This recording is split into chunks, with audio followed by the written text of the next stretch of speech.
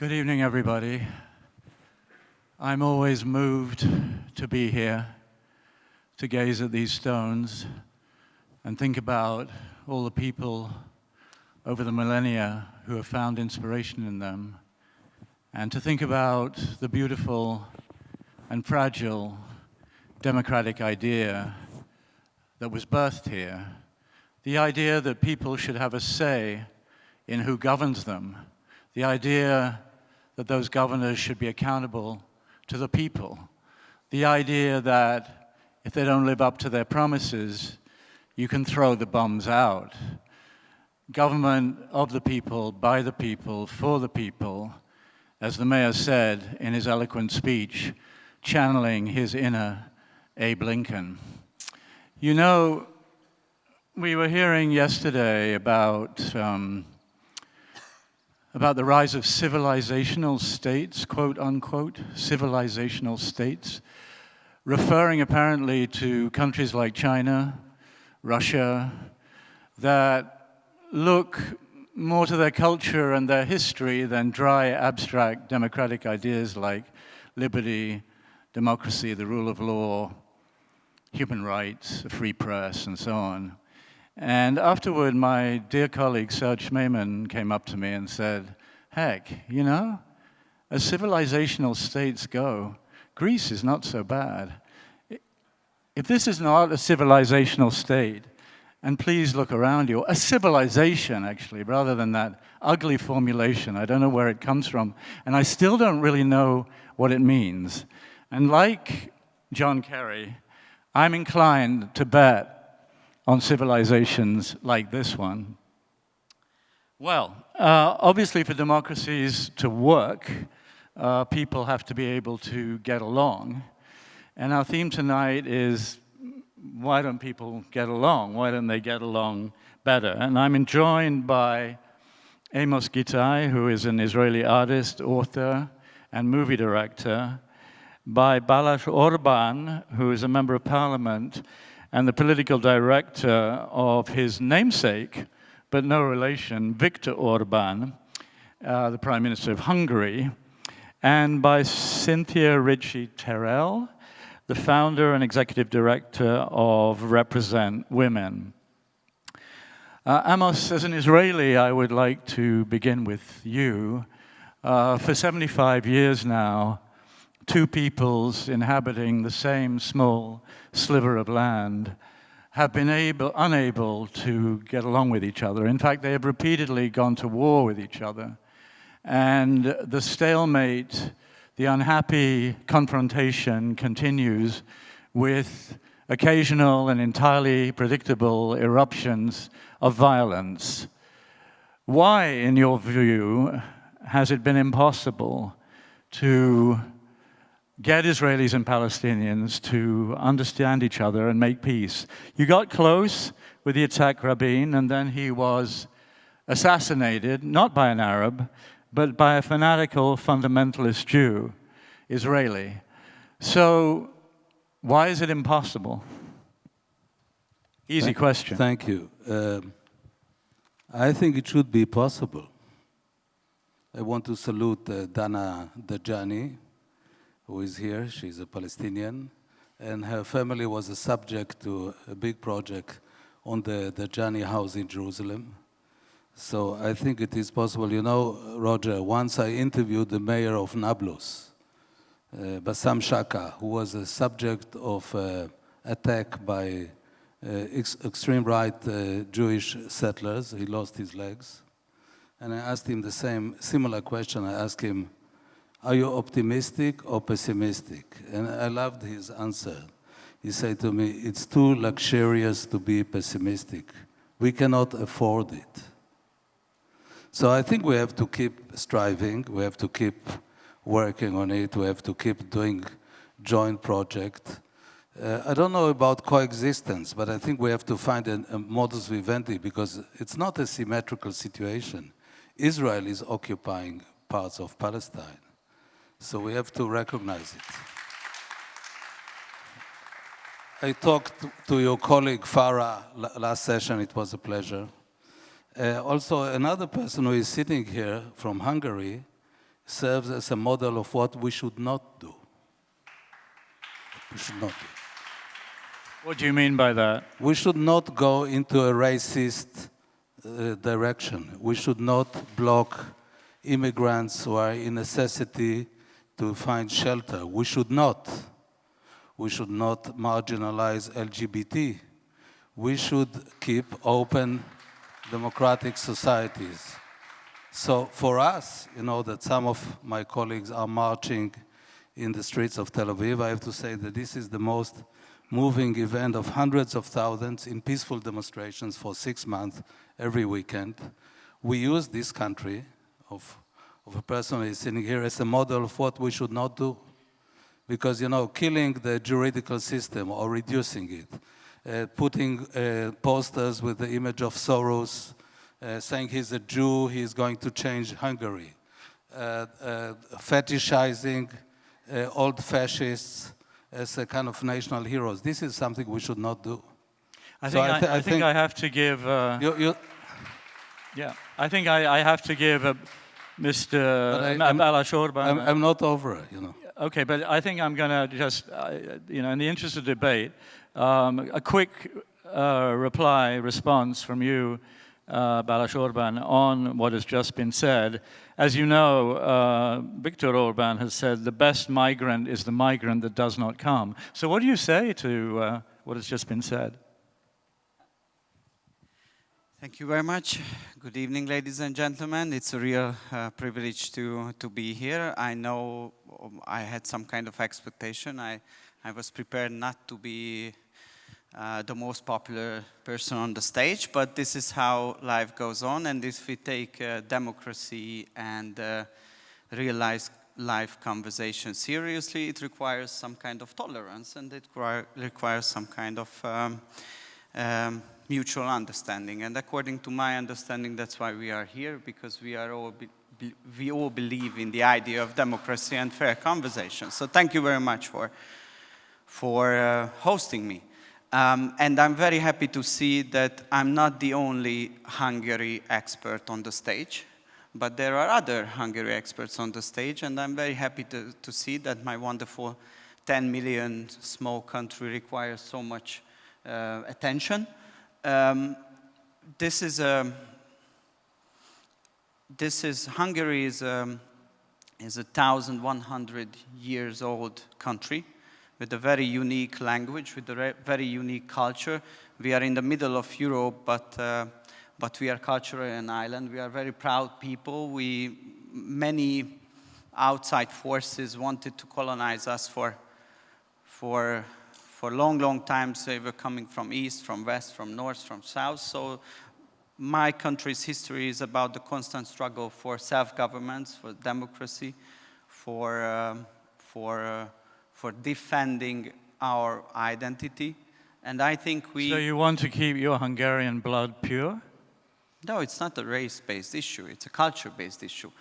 It's about the language. It's about art. It's about, I think the word is better if But can't culture be enriched by the arrival? Look at the United States, can it not be? Or other countries more open to immigration? Can't immigration be an enriching phenomenon? Sure, but you know, it's like entire United States is based on Canada and many other countries based on an idea of open borders and immigrations.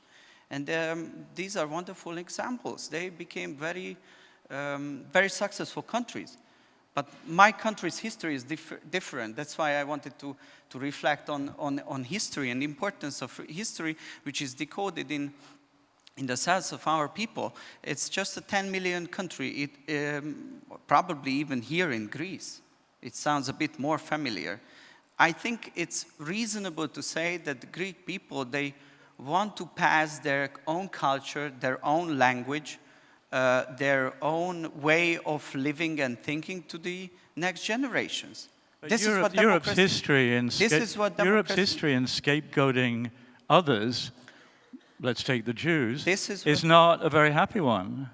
If you say the fault lies with others, the fault lies with the people who are trying to get into our country and somehow thereby destroy its essence, isn't that a very dangerous nationalist path to go down, given the history of the 20th century? Look, you at the New York Times, or you in Israel, you don't have to, you don't have an... You have a great friend in Israel, which yes, is our yes. own prime minister. This is what I wanted to refer to. You don't have debates with Hungary. You don't have to convince me. You don't have to convince me. You have your own Republicans there. You have the Israelis there. And this conversation is about that we have political forces all over the world, in the United States, half of United States, in Israel, all over the Western civilization, and which are very proud of their identity. It's not a racial-based issue. It's about preserving our cultural heritage and how policy should be, government policy should be followed, how borders should be protected, how law and order should be kept on the streets. And this is why it is wonderful that we are here, because one could say that the, and this is my last word. Sorry for being so long. One could say that the message which comes through these walls is that everybody should be liberal, but this is not the case. The message which is spread by these walls is that everybody should believe in democracy, which is about that the decision of the majority of the people counts, even if you disagree with that. This is what we promote in Hungary, and this is what we believe. Thank you. Okay, I'm going to allow Amos to... I want very much to bring Cynthia in before these two men arguing across the one female presence on the stage. It was unavoidable. Dominate everything. I mean, maybe the real problem with getting along is there are too many men running things. But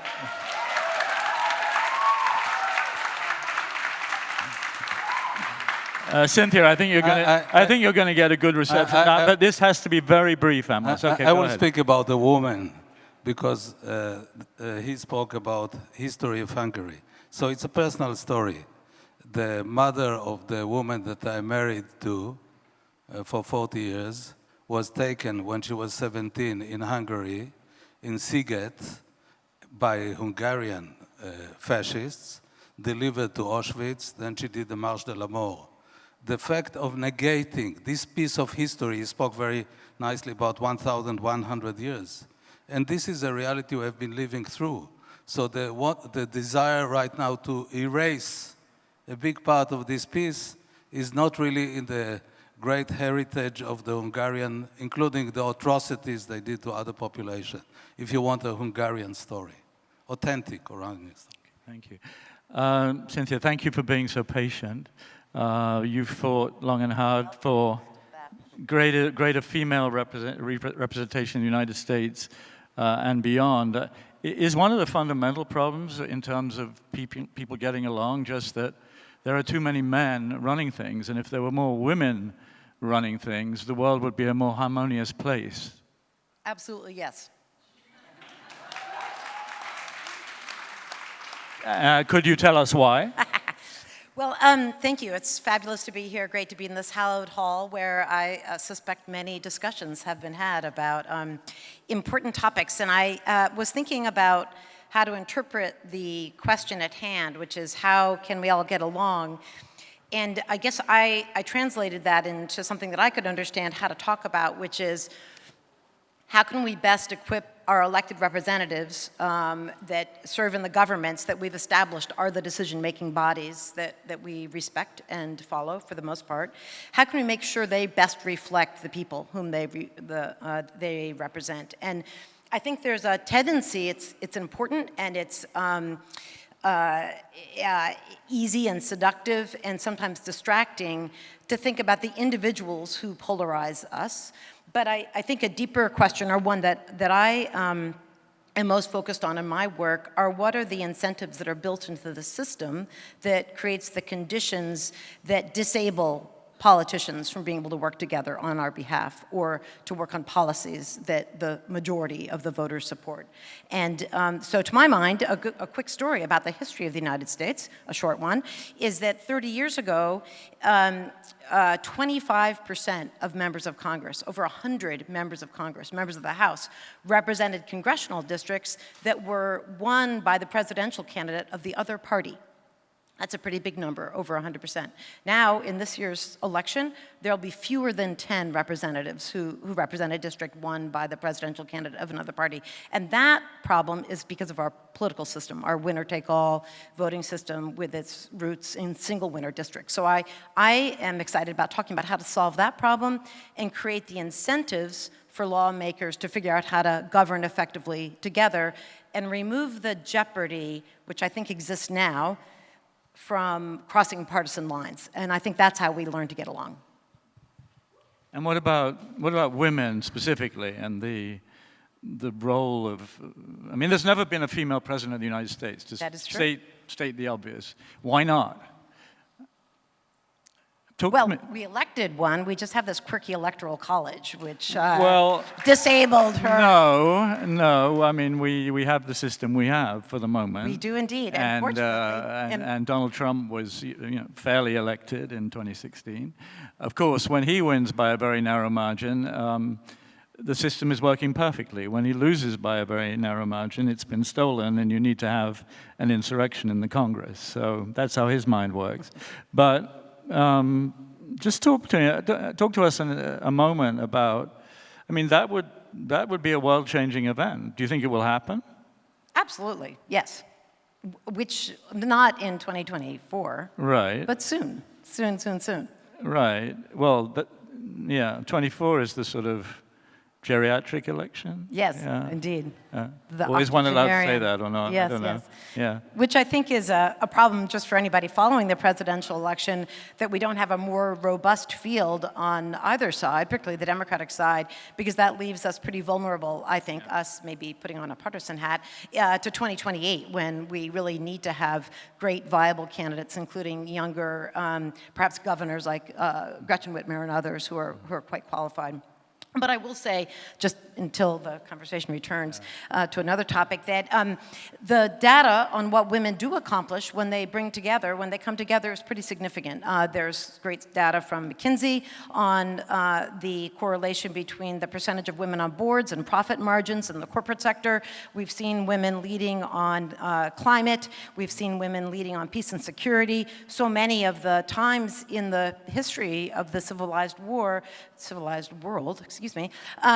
women have come together to really solve problems. And do you think men and women view situations, the world, fundamentally differently? Why, yes, I think they do. Yes, in fact, What's the difference?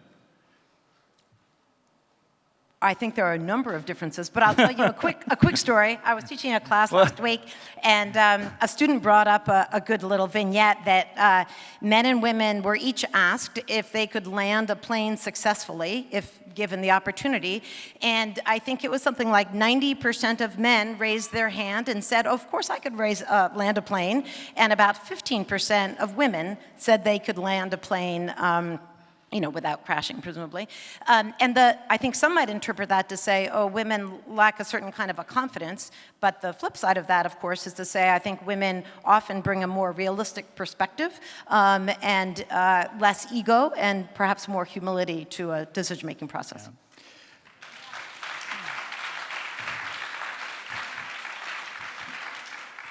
Yeah. Balázs, you made an important point about the lessons of these stones in this place, and that elections are about everyone having the vote, and they get to choose their leader, and then the leader should execute the policies that a majority of the people want. And I think you're suggesting that is what has happened in Hungary.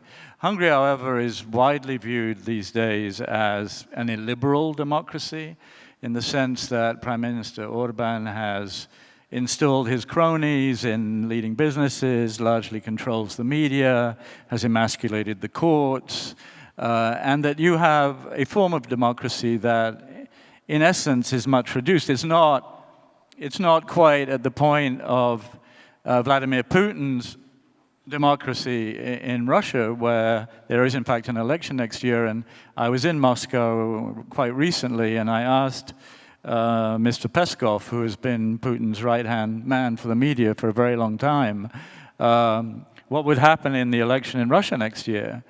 And he said, it's not democracy, it's bureaucracy. It is expensive bureaucracy. Vladimir Putin will get more than 90% of the vote. Well, I put that in my piece, of course, about Russia, and he subsequently tried to row it back a bit. But that is what he said. I mean, is that more or less, is the re-election, the constant re-election of Viktor Orbán now more or less built into the structure of power in your country? Thank you very much for the question. Just quick reflection to the previous topic. We do have a woman president for the first time in the history of the country, and we are very proud of her. And I think, as I'm following her as a politician, her name is Katalin Novak, and as I'm following her as a politician, it's absolutely amazing what women are capable for. I mean, she is extremely active, representing. Why is it amazing? Why is it amazing? Because they are representing the country. They are extremely hardworking. She is extremely hardworking. In the meantime, she is looking after her family. Just wondering why that should be a surprise. Two things together, I think it's quite something. So I would recommend every country to have more women in leadership. The other part of the story is about the future of democracy and the future of liberal democracy. There is an idea or a concept which is actually coming from the United States, and it is talking about the fusionism. So working closely together of the anti-communist conservatives and liberals before the collapse of the Soviet Union, working against the anti-communist, anti-freedom, working against the communist forces, uniting the anti-communist and pro-freedom people. And this was the fusion of ideas. And after the collapse of the Soviet Union, this fusion between the conservatives in Western societies and liberals, it stopped. So it's not anymore the case. And conservatives are complaining that liberals, they did overtake all the institutions in media, in culture, even in politics, even in economy. And there is not a fair competition between the anti-communist, pro-freedom forces inside the Western civilization now. And this is why conservative forces, you may disagree with them, but I just want to explain you the situation. This is why conservative forces are promoting a kind of a change, which is as it was described by my Prime Minister, an antithesis what is going on, where we are calling liberal democracy, but liberal, it does not mean freedom, it means liberal views, progressive views should be promoted and should be represented on every single institutional level. And this is not about pluralism. This is about hegemony. And conservative forces, they are But you haven't answered you're not answering my question, which was, has Hungary become a liberal society? No, but right now I'm answering to your question. Oh, okay. And the answer is, what we're doing in Hungary is we're trying to create an equilibrium, trying to create a real pluralism instead of hegemony, where you have the liberal institutions, where you have the liberal media, where you have the liberal political parties, where there is open debate, but also there are conservative institutions, conservative media platforms, and the range between them, it's not 90 to 10, but around 50-50.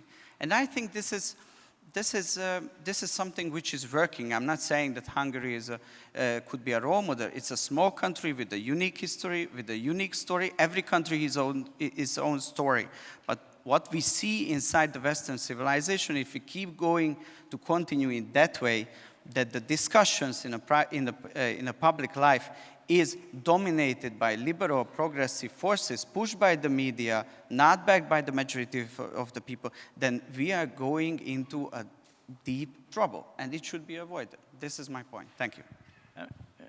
Are you broadly in agreement with the view in Moscow that the West is completely decadent and that it's been taken over by drag queens and by LGBTQ people, and that nation, family, the church are trampled upon, and all you have is the advance of these liberal hordes, traditional marriage is virtually dead? I mean, this is the caricature. I mean, is Hungary pretty much in agreement with that, or not? I mean, it's really the case that if you say that you are pro-family, then you are immediately pro-Putin. Why is that? No, I didn't. Why we are killing the possibilities of discussions? You know, I'm pro-family. I didn't say that, and I personally, I'm pro-family. But your question was... It was no, it was a very Your Prime Minister said the main danger lies in Brussels. No, it was a very good question, and because it shows us very clearly that how hard it is to discuss these important civilizational things inside the West, even inside the West as well. Because if somebody is saying something positive about families, about something positive about the importance of traditional families, somebody is saying that most probably gender ideology, as it is pushed for minors, it's not going to solve any our problems. Hungarian people voted against gender ideology for minors more than they voted in favor of European Union. Are they all fascist? Are they all pro-Putinist people? No, this is not the case. If we connect these things, if we connect everything with everything, and we try to find one narrative which fits for everything, that this is the good, this is the bad. If you are with us, then you are good. Well, right if here not, on this, right here on this stage, we have three narratives, right? Right here. That is why we hold this forum, so that we can debate. This is why I'm very happy to be here. Yeah, thank you for coming, because it's very important to hear different views, to debate them in a civil manner, and I think the sign of any society that is working is the capacity for civilized disagreement. I mean, otherwise, where do we go? There is no way I forward. don't want to avoid your question. Russia is our neighbor, and we get some energy supplies from Russia. Russia is a fact for us. If we want to survive, for example, in the front of energy, now, today, in Hungary, you have to have a pragmatic relationship with Russia. It's a must. It's not about emotion. It's about the basic needs of the people. And me, as an elected representative, we could go off on a big discussion. Me, of as Russia, the elected representative of the Hungarian government, last sentence, my duty is to serve the interests of my people. This is how democracy works. This is why we have pragmatic relationship with every neighboring country. Amos, reading Farah Nayeri's very nice portrait of you, I was struck by the kicker, the end of the piece, with this train ticket that you saw of your mother's that was an old train ticket from Haifa to Beirut. Of course, when you're in Lebanon now, nobody will even pronounce the word Israel, and if you do, you can get into trouble. And your mother, you ask, what is this ticket? And your mother tells you, well, it was once possible. Do you think it will ever be possible again? And do you think this elusive peace could ever be made? I was very struck in that piece by how you said, the Abraham Accords are all very well, Israel developing relations with other Arab states. But the core, the heart, the essence of the problem is the Israeli-Palestinian conflict. And I'm in complete agreement with you. And I've expended more ink on this conflict than I care to think about. But do you think that there could be a peace, and even that you might be able to travel from Haifa to Beirut one day? I mean, we have to keep this vision, because otherwise, like I said, what is it's nihilism, destruction, continuous war. So I don't know if we will get there, but we have to keep this struggle. You know, the current powers in Israel is a strategy of creating chaos. Creating chaos, a bit Machiavellian. He kind of swallowed probably the book of Machiavelli. So he thinks that if he manipulates one group against another, he will win. I think it's a dangerous perspective, religious against secular, Sephardic, Ashkenazi, Jews against Arabs, etc. And the emasculation of the Supreme Court, which is the only body that can hold the government, and particularly Prime Minister Netanyahu, to account. Especially in a country of immigrants, because Israel is a composite society. It's Jews who came from Europe because of the disaster of the cruel disaster of the Second World War. Jews who came from North Africa, displaced after Arab nationalism, and Israelis who displaced Palestinians. So it's in a way, it's a composite society of displaced people. In that sense, it's by definition a modern society. So I think that this displacement, this common thing, and the necessity, that's why I spoke about the fact that for me, the Israeli tactics of always trying to avoid, except the episode of Rabin dealing with the main issue, because this country is ours, the Israelis, but it's also the Palestinians. So it's a different conflict than Israel, Egypt, Israel, Syria. They have tanks, they have bombs, they have jets. The Palestinians don't. So I think that rather than confronting the core issue, which is both ethical, but it's also human, which is trying to find a viable modus vivendi with the Palestinians and inroads, and also I think it's the interest of the Palestinians to create their own society, respect of women, respect of minorities, no corruption. So I think it's their project. So they will not be, the Israeli colonizer will not be replaced, like in many third world, by local despots, which we know this phenomena. So it's a project that we should do commonly. And, you know, as you know, I was supposed to be an architect. I make films and theater. And in this microcosmos, we can simulate a proposition and conserve a memory. And when we conserve a memory, that friendship, the last play that I mentioned, which was in Paris, which will go to London elsewhere, it's Israeli actors, Palestinian actors, Iranian musician.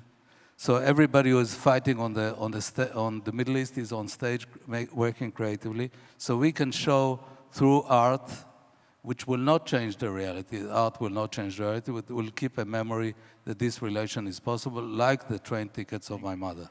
I'd like to finish, we only have a couple of minutes. I'd just like to finish with Cynthia, give you the last word. I'm very struck, you know, in life, if you get 70% of what you want, you're doing pretty well, I think. I mean, that's not bad. But in our democracies today, and in this absolutist kind of societies that we live in, where people are all shouting at each other on social media, unless you get everything you want and unless you denounce the other side, it's quite rare to see people change their minds or to come together. I mean, do you think anything can be done about that, or have we just come up with a kind of technological machine that generates polarization, and there's nothing much we can do about it? Compromise is unfashionable. The notion that the perfect can be the enemy of the good does not persuade many people. I mean, the good is almost always imperfect, and if the war in Ukraine is ever going to end, I think it has to end in some kind of ugly compromise. Just as in Bosnia, the war I covered when I was much younger. And the end was pretty ugly, but not another shot was fired in anger after 100,000 people had been killed before my eyes. So, you know, I kind of believe in ugly compromises. And good compromises are better. But what's happened to compromise? And can women help with that? Yes, I think women definitely can help and must help and are helping and have helped. I think that we have an imperative to do as much as we can to leave the world a better place. And I don't think it's sufficient for any of us to be pessimists about this, as I think was said earlier.